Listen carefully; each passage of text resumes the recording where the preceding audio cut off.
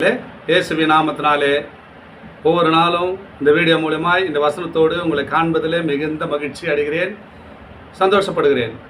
இந்த நாளில் ஒரு வேத வசனத்தை காண்பிக்கிறேன். நீதிமொழிகள் 23:18. நிச்சயமாகவே முடிவு உண்டு, உன் நம்பிக்கை வீண் போகாது. ஆண்டவர் உங்களை பார்த்து தான் சொல்கிறார், ஒரு முடிவுக்காக காத்திருந்திருப்பீங்க. கிடைக்காத சோர்ந்த நிலைமையில் அமர்ந்திருக்கிற அன்பு சகோதரனே சகோதரியே, நிச்சயமாக முடிவு உண்டு. நீ பொறுமையோடு காத்திருந்த, என்னிடத்தில் வேண்டுதல் செய்தியம்மா மகளே, மகனே நீ வேண்டுதல் செய்தியப்பா, உன் விண்ணப்பம் கேட்கப்படும். இங்கே வேதத்தில் ஒரு மனுஷன் சொல்லப்படுகிறது. சகரியா எலிசபெத் என்ற 2 பேர் இருந்தாங்க, கணவன் மனைவி. தேவனுடைய கட்டளின்படியும் கற்பனைப்படியும் நியாயங்களின்படியும் நீதி உள்ளவர்களாய் அவருடைய வேலையை பணி செய்து கொண்டார்கள். ஆனாலும் அவருக்கு மலடி என்ற பட்டம் கொடுக்கப்பட்டு விட்டது. குழந்தை பிறக்காதுன்னு சொன்னவொடனே அவங்க அதெல்லாம் மறந்து தேவனுடைய வழியில் உண்மையும் உத்தமமாக நடந்தாங்க. நடக்கிற வேலையில் அவருடைய வேண்டுதல் கேட்கப்பட்டது. ஆண்டவர் அந்த வேண்டுதலை கேட்கார். முடியாது என்ற காரியத்தை முடிவு வைக்க போகிறார்.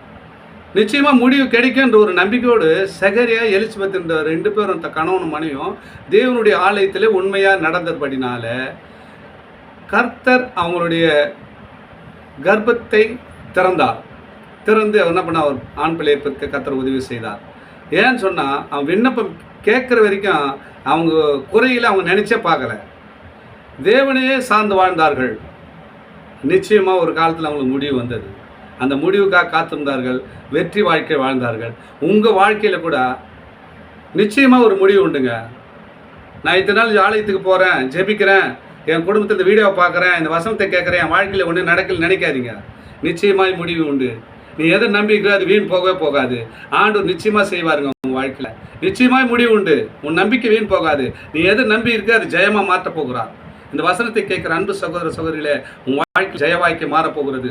இந்த வசனத்தை கேட்குற உங்கள் குடும்பத்தில் ஒரு வாழ்க்கை ஜெயமாக மாறப்போகிறது. உங்கள் குடும்பத்தில் வேலை ஸ்தலத்தில் எதெல்லாம் நீ வெறுத்தியாக உட்காந்துருக்கிறியோ அதை பற்றி பயப்படாதீங்க. ஆண்டவர் இந்த வார்த்தை மூலமாக உங்களோடு வந்து கொண்டிருக்கிறார். நிச்சயமாக முடிவு உண்டு, உன் நம்பிக்கை வீண் போகாது. நீ எதை நம்பிக்கொண்டிருக்கிறியோ அந்த உன் நம்பிக்கையை கர்த்தர் மேலே வைங்க. இயேசு மேலே உன் நம்பிக்கை வைங்க.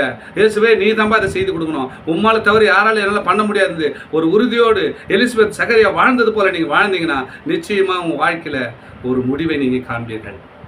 நிச்சயமாக காண்பீர்கள். கர்த்தர் செய்ய அவர் வல்லவராக இருக்கார். தொடர்ந்து வீடியோ பாருங்கள், வசனத்தை கேளுங்க. உங்கள் வாழ்க்கையை செழிப்பாக மாற்ற அவர் வல்லவராக இருக்கிறார். ஆமென். God bless you.